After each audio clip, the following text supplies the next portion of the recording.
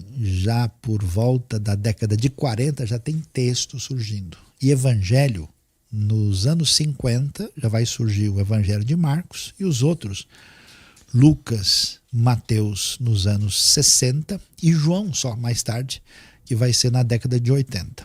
Né? E aí João escreveu Apocalipse nessa época também? Sim, depois do evangelho, já chegando nos anos 90. E aí o que acontece nesse cenário do que a gente vai encontrar aí? Esses documentos, existem mais de 5.500 manuscritos do Novo Testamento. Alguns, inclusive, você tem um papiro que foi encontrado no Egito, e ele é o papiro Rylands, como é chamado, e que está hoje em Manchester, na Inglaterra. Ele é do ano 130, um pedaço de João 18. É muito próximo do texto original.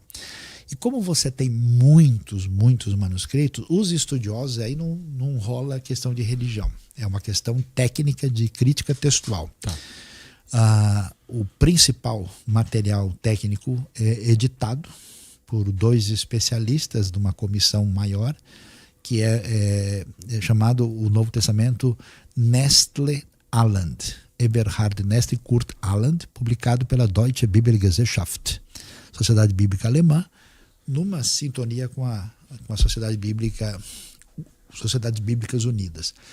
O que o pessoal faz? Faz um trabalho de comparação com todos os textos, trazem o que a gente chama de uma recensão, aquilo mais próximo possível do texto original, com uma série de notas dizendo, olha, esses manuscritos, assim. Todos esses materiais apócrifos são muito posteriores. É coisa que só surgiu no 2º século, no 3º século. E, por exemplo, boa parte desse material que entra na mídia popular, ele é um material produzido por gnósticos, que já é uma galera que já tem uma ideologia, já tem um próprio pensamento, e escreve aquilo que escreve já em função de um outro contexto, de uma outra época. Então não dá para... A gente tem algumas coisas que a gente podia discutir. Por exemplo, a Epístola de Clemente, de Roma, que aparece no finalzinho do 1º século e começo do 2º século. Perto de Apocalipse. É perto de Apocalipse. Tá. Isso sim, isso não. Por exemplo, alguns livros na Bíblia eles foram questionados. Inclusive, tecnicamente, eles chamam de antilegômena, que eram os livros questionados. Por exemplo, o livro de Esther no Antigo Testamento é um livro muito doido, porque não fala o nome de Deus. E a história de uma órfã judia que mora no Império Assírio e casa com um rei divorciado que mandou a mulher embora e faz parte de um negócio desse. E aí o pessoal ficou meio assustado. Os rabinos ficaram de barba em pé lá com esse negócio.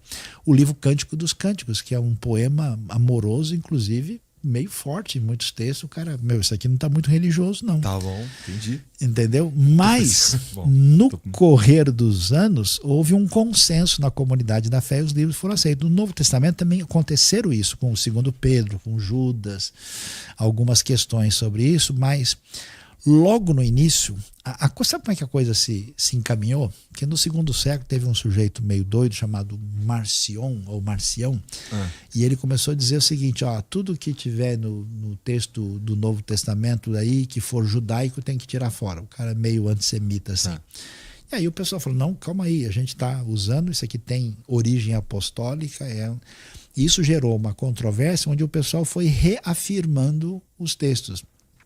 De modo que quando você chega no 3º século, existe um consenso que vai se fechar completamente no 4º século, especialmente num encontro que aconteceu em Cartago, e a partir daí, nunca mais os 27 livros foram questionados. Agora, claro, hoje em dia, né, para dar ibope, porque o pessoal não tem conhecimento técnico, alguém diz, olha, tem um outro evangelho que, né, esse material apócrifo e pseudepigráfico, ele tem coisa dizendo que Jesus, quando era criança, fazia passarinho de barro e jogava água, ele saía voando. Tem umas coisas muito mirabolantes assim. Que...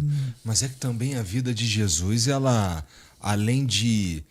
Bom, o que está descrito na Bíblia é muito fantástico, incrível, assim, recheada de milagres e de acontecimentos divinos mesmo, Mas também tem uma lacuna muito grande ali de tempo Sim. na vida de Jesus, que eu suponho que que as pessoas especulam. Com né? certeza. E isso faz sentido especular.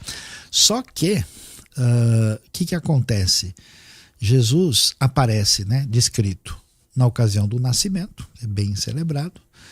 Depois, quando ele tem 12 anos de idade, na verdade ele está fazendo tipo o bar mitzvah dele no templo de Jerusalém, está lá respondendo perguntas, né? Porque ele é um menino judeu da sua época. E depois no início do seu ministério.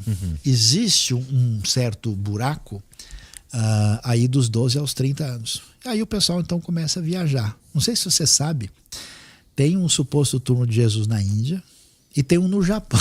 É mesmo? É. Eu já tinha escutado que Jesus teria ido para a Índia. Então, mas olha lá, como é que a gente lida com uma questão como essa?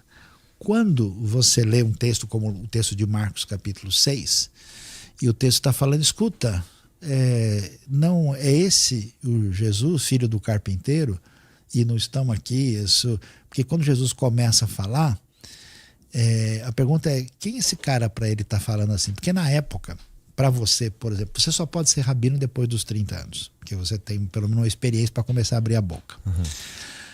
Segundo, o pessoal quer saber, peraí, de onde é o seu diploma? Quem é você? Então, se você estudava com um cara de ponta, que era reconhecido pela comunidade, o cara, ele fez ITA, ele fez USP, ele fez o FRJ, ele está, né, bem encaixado. E aí Jesus, qual é o problema de Jesus? Jesus surge do nada. E quando o pessoal vai falar, esse cara, ele não é aqui dessa biboca aí que é Nazaré, esse vilarejo de nada, porque Nazaré não tem 1000 pessoas.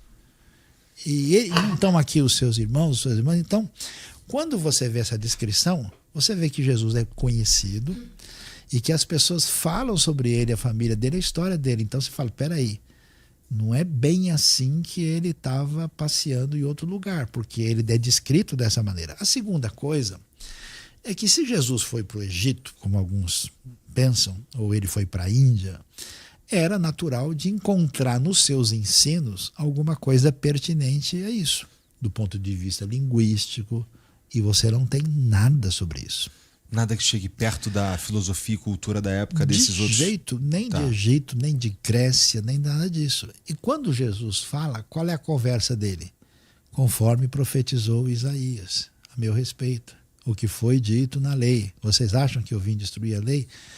Jesus fala e conversa como um rabino judeu. E aí sim você pode dizer, dos grupos da época, qual é o grupo com o qual ele parece interagir de maneira mais dentro do tipo de abordagem? É dos fariseus.